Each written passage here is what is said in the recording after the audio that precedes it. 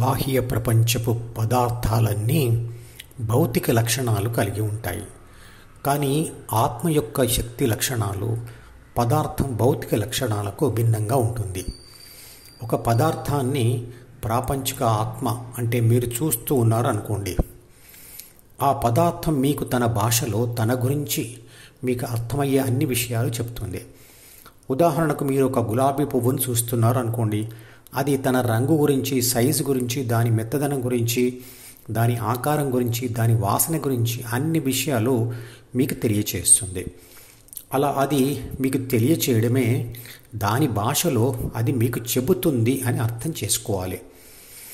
కంటికి కనపడని విద్యుత్ శక్తి కూడా చెప్పులు వేసుకోకుండా దానిని ముట్టుకుంటే అది తన భాషలో తన లక్షణాన్ని మీకు చెబుతుంది. అంటే పదార్థం భాష మరియు శక్తి భాషలు వేరువేరుగా ఉంటాయి. అంటే పదార్థము మరియు శక్తి మాట్లాడతాయా, వాటికి భాష ఉంటుందా అంటే ఉంటుంది.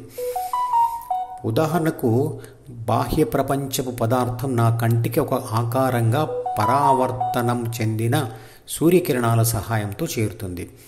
అంటే ఆ పదార్థం తన ఆకారం గురించి లోన ఉన్న ప్రాపంచిక ఆత్మకు వెలుతురు భాషలో చెప్తుంది అని అర్థం చేసుకోవాలి. వెలుతురు ద్వారా ఏర్పడుతున్న ప్రతిబింబం పదార్థం యొక్క భౌతిక లక్షణం. అంటే ప్రతి పదార్థం వెలుతురులో తన నీడను లేదా ప్రతిబింబాన్ని ఏర్పాటు చేస్తుంది. అలాగే ఒక పదార్థం ఇంకో పదార్థంకు తగిలినప్పుడు చేసే శబ్ద తరంగాలను గాలి అనే మాధ్యమం ద్వారా నా చెవులకు పంపిస్తుంది. అలాగే పదార్థాల వాసన, రుచి, స్పర్శలు కూడా భౌతిక భాషలోని నాకు విషయాలను పంపుతాయి. ఇలా పంపించిన భౌతిక విషయాలన్నీ శరీరం పైన ఉన్న జ్ఞానేంద్రియాలకు తగులుతాయి. శక్తి రూపంలో ఉన్న ఆత్మకి శక్తి భాష మాత్రమే తెలుసు. శక్తి భాష మాత్రమే తెలిసిన ఆత్మ లేదా నేను బాహ్య ప్రపంచంలోని భౌతిక పదార్థాలను గుర్తించాలన్నా, అనుభవించాలన్నా ఆ పదార్థాలు ఇచ్చే లేదా చెప్పే భాషను ఏదో ఒక శరీర అవయవం శక్తి భాషగా మార్చి లోన ఉన్న నాకు అంటే నేనుకు పంపించాలి. శరీరం మీద అలాంటి 5 అవయవాలు ఉన్నాయి. వాటిని జ్ఞానేంద్రియాలు అంటాము. అంటే బాహ్య ప్రపంచపు జ్ఞానాన్ని అంటే పదార్థ జ్ఞానాన్ని శక్తి భాషలోకి మార్చి లోపలికి తెచ్చి నాకు అందించేవి అని అర్థం.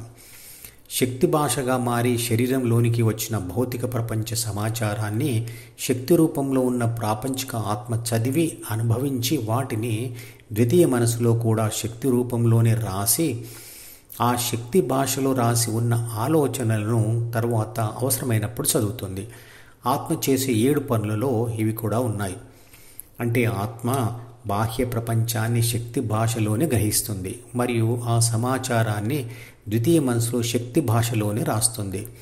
ఈ జ్ఞానేంద్రియాలు లేకపోతే ప్రపంచం యొక్క స్పృహ ప్రాపంచిక ఆత్మకు లేదా ప్రాపంచిక నేనుకు ఉండదు. 5 జ్ఞానేంద్రియాలు అంటే కళ్ళు, చెవులు, ముక్కు, నాలుక మరియు చర్మం జ్ఞానేంద్రియాలు మరియు మెదడుతో సహా కనబడుతున్నదంతా శరీరంలోనే హృదయం అనే స్థలం ఉంది. దాని గురించి ఇదివరకు మధుపదం యూట్యూబ్ ఛానల్లో ఉంచిన వీడియోలలో చెప్పడం జరిగింది. ప్రాపంచిక నేను జ్ఞానేంద్రియాలను ఉపయోగించి పొందే అనుభవాలే చూడడం, వినడం, వాసన, రుచి, స్పర్శలు. ఈ 5 జ్ఞానేంద్రియాలు బాహ్య ప్రపంచ జ్ఞానాన్ని లోనికి తేవడంలో ప్రాపంచిక ఆత్మకు ఉపయోగపడతాయి.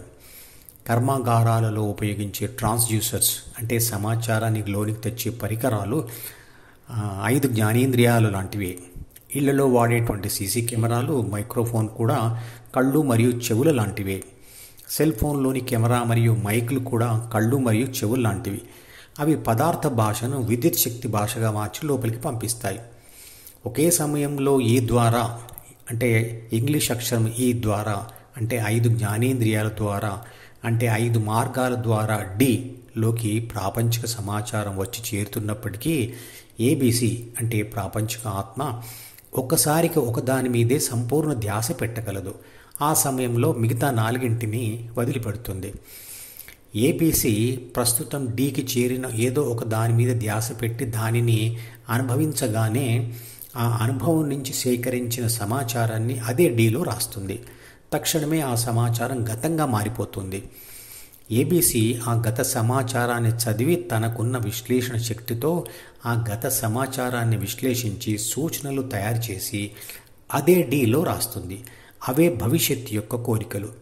ఈ విధంగా ప్రస్తుతం గతంగా మారి ఆ గతం నుంచే భవిష్యత్తు సృష్టించబడుతుంది. ఇదంతా డీలోనే జరుగుతుంది మరియు అందులోనే రాయబడుతుంది. ఈ గత సమాచారం మరియు భవిష్యత్తు కోరికలు వర్తమానాన్ని శాసిస్తాయి. అంటే ఏబీసీ ఈ క్షణంలో ఏం చేయాలో నిర్ణయించేది డీలోని గత సమాచారం మరియు భవిష్యత్తు కోరికలు.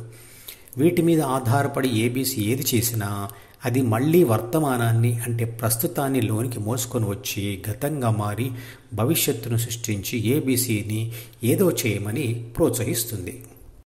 ఈ మధుపదం యూట్యూబ్ ఛానల్ వీడియోని సబ్స్క్రైబ్ చేసి గంట గుర్తును నొక్కి ఆల్ని సెలెక్ట్ చేసి ప్రతిరోజు యూట్యూబ్ ఓపెన్ చేసి అడుగున ఉన్న సబ్స్క్రిప్షన్ బటన్ నొక్కితే అన్ని లేటెస్ట్ వీడియోలు చూడవచ్చు.